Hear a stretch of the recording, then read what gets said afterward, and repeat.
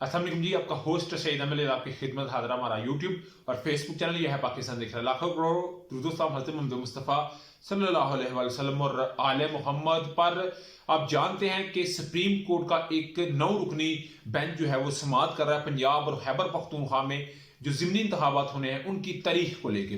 उनके क्वेश्चन भी है कि तारीख किसने देनी है और कौन दारा जो है वो इसको जो ओन करेगा और फिर इसकी तारीख देगा। मगर इसके साथ साथ एक क्वेश्चन ये भी ऐड हो चुका है कि शायद असम्बलियां बहाल भी हो जाए, मगर ये लगता नहीं, इस वक्त ये लगता नहीं। ये 75 और 25 है, ये 25 है कि असम्बलियां दोबारा बहाल हो सकती हैं, यानी कि पंजाब और केपीके की, क्योंकि जस्टिस अतर मिल्ला और जस्टिस मंसूर शाह साहब ने ये बात कही। तो ये चले एक जो है वो नेक्स्ट क्वेश्चन है, मगर इसके ऊपर बात होगी। मगर इस सारे मामले के ऊपर आप जानते हैं कि फरूक एच नाइक साहब ने पीपल्स पार्टी और मौलाना फजल रहमान और मुस्लिम नवाज इनकी पूरी पीडीएम की जानब से एक बकायदा तौर पर बात कही कि ये जो एक बेंच है इसमें जस्टिस सैयद मुजाहिर अली अकबर नकवी साहब और जस्टिस इजाजुल हसन साहब ये किसी सूरत में कबूल नहीं है। तो इसके साथ साथ उन्होंने ये भी बात कही कि जी फुल कोर्ट बेंच बनना चाहिए। उस फुल कोर्ट बेंच के अंदर डेफिनेटली वो जस्टिस काजी फाइज ईसा साहब को लेना चाहते हैं और वो एक नून लीग की या पीडीएम की एक अपनी सेंस है कि वो किस जुमर में उनको ला के और क्या करना चाहते हैं, ये उनका अपना जो है वो स्टांस है। मगर बड़ी ब्रेकिंग न्यूज ये है कि 27 फरवरी यानी कि परसों सॉरी मंडे का, क्योंकि आज तो 25 है, सुबह 26 और फिर 27 और परसों का जो दिन है कराची रजिस्ट्री यानी कि लाहौर रजिस्ट्री यहाँ के सुप्रीम कोर्ट का ना, वहां पे जाके भी होता है एक जो है ना वो बेंच बना होता है जहाँ पे समाअत करने। तो वहां पे जस्टिस काजी फाइज ईसा साहब और हसन अजहर रिजवी साहब इन दोनों ने जाना था, मगर उनका स्केड्यूल जो है वो खत्म कर दिया गया है और इस वक्त लग ये रहा है कि उनको उस जो बेंच है, ये जो 9 रुकनी बेंच है, इसमें रखा जा सकता है। ये फुल कोर्ट बेंच भी बनाया जा सकता है। ये स्वाबदी जो है वो चीफ जस्टिस उमर अता बंदयाल साहब की है। मगर एक बात आपने याद रखनी है, फिर याद रखनी है, जो मैं आपको बात कर रहा हूं कि इन दोनों ने कराची जाना था परसों, मगर उनको रोक दिया गया। पूरे के पूरे हफ्ते का स्केड्यूल भी जो है वो नेक्स्ट शेड्यूल जो है उसको अभी तक रोका गया हुआ है, क्योंकि इसके ऊपर फैसला देना है। और डेफिनेटली ये दरखास्त भी दे चुके हैं कि जस्टिस इजाजुल हसन साहब और जस्टिस सैयद मुजाहिर अली अकबर नकवी साहब को इससे निकाल दिया जाए, यानी कि नून लीग और पीडीएम पूरी पीडीएम ये चाहती है।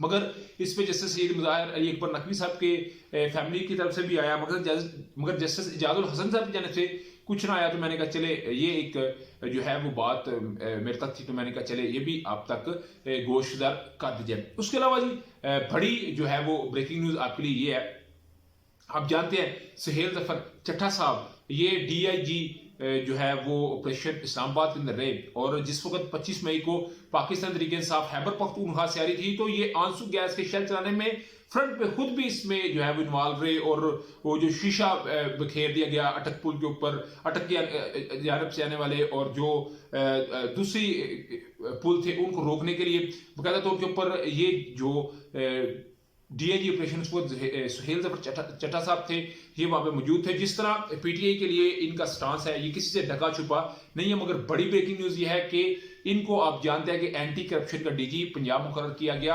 आज उन्होंने बकायदा तौर पर यह ऐलान किया, डीजी एंटी करप्शन ने बकायदा तौर पे ये ऐलान किया है कि 15 मार्च तक जितने भी परवेज लाई ने एंटी करप्शन के मामला खत्म किए हैं, मैं दोबारा से उनको बहाल कर रहा हूं, दोबारा से उनके ऊपर इन्वेस्टिगेशन होगी और जितने भी मंसूबे परवेज साहब ने किए हैं उनके ऊपर एंटी करप्शन देखेगा कि उसमें किस किस जगह के ऊपर कितना पैसा लगा। अगर कोई ऐसा मामला हो तो फिर हम उसको पकड़ेंगे। उसके अलावा उन्होंने फरा गोगी और उस्मान बुजदार साहब के मुतालिक भी केस चलाने की एक जो है वो बयान दे दिया, एक ग्रीन सिग्नल दे दिया। उसके अलावा उन्होंने कहा जी कि जो पीटीआई के दौर का अफसर या ब्यूरोक्रेट हमारे साथ तावन नहीं करेगा तो हम उनको गिरफ्तार करेंगे, जो हमारे साथ रहेगा वो वेल एंड गुड बेहतर है। तो इस वक्त ये प्रॉपर तरीके से उनको पंजाब में लाना एक गेम का हिस्सा था और उस वक्त लाया गया कि हालांकि होता ही है कि केयर टेकर सिस्टम उस वक्त आता है कि जब इंतखाबात की तारीख दे दी जानी चाहिए, जिस वक्त समय तहलील नहीं है 2 दिन के बाद जो है वो आम इंतखाबात की डेट देनी चाहिए, मगर उन्होंने डेट नहीं दी और अभी तक वो डेट नहीं आई। तो ये इस चीज को प्ली ले रहे हैं जी कि अभी डेट अनाउंस नहीं हुई तो आप कर रही है तबादले कर सकते हैं, मगर जो केयर टेकर सिस्टम होता है उसे सिर्फ इंतखाबात कराने हैं, ना कि ट्रांसफर पोस्टिंग करनी है। सीसीपी लाहौर का मामला फंस चुका हुआ है। उसके अलावा डीजी जो नैब हैं वो रिटायर हुए आफ्ताब सुल्तान साहब, और जो डिप्टी डीजी हैं उनको जाहिर शाह साहब को लगा दिया गया। यानी कि पंजाब के अंदर जो सूरत है वो बहुत गंभीर तर से गंभीर तर होती नजर आ रही है। तो मैंने कहा ये भी आपको बता दीजिए। उसके अलावा जी 28 फरवरी का दिन मुझे लगता है कि पाकिस्तान तहरीक इंसाफ के लिए जो सुबह होगी 1 मार्च की, वो कोई बड़ी नवीद भी ला सकती है या कुछ बढ़िया गिरफ्तारियां भी हो सकती हैं, क्योंकि आप जानते हैं कि इमरान खान साहब का वो बैंकिंग कोर्ट के अंदर केस है, रंगशाह शहीन के अदालत में अंदर केस है, जिन्होंने बकायदा तौर पर ये बात कही कि जी इनकी मैं वारंट गिरफ्तारी देती हूँ। फिर बकायदा तौर के ऊपर इस्लामाबाद हाई कोर्ट इन्वॉल्व हुआ, फिर 21 और फिर 28 को बकायदा तौर पे वो पेश होंगे और फर्द जुर्म भी लग सकती है। मगर इस पे FIA ने एक बयान दिया है। FIA कहती है कि जी इमरान खान साहब को जो इस वक्त मसला है वो आर्थोपैडिक है, यानी कि हड्डियों के डॉक्टर का है, मगर हमें जो रिपोर्टें दी जा रही हैं वो रिपोर्टें बकायदा तौर के ऊपर उसकी आ रही है कैंसर के हॉस्पिटल की, यानी कि शौकत खानम की। तो इनको पॉलीक्लिनिक ला के इनका टेस्ट किया जाए या हमारे हवाले हम इनका को टेस्ट करते हैं। तो ये FIA ने एक जो है वो बात की है।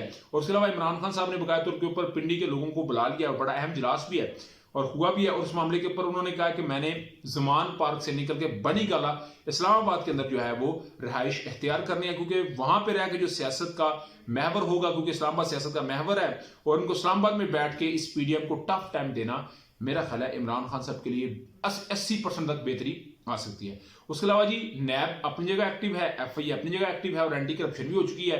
नैब ने बकायदा तौर के ऊपर जी 28 फरवरी को, जो मैंने कहा ना दिन बड़ा अहम है, 28 फरवरी को साबका वज़ीर-ए-आला पंजाब और PTI के die hard supporter Usman Buzdar साहब को उनकी फैमिली और असासों समेत तलब कर लिया है, और उसमें को बड़ा जो है वो ब्रेक थ्रू हो सकता है।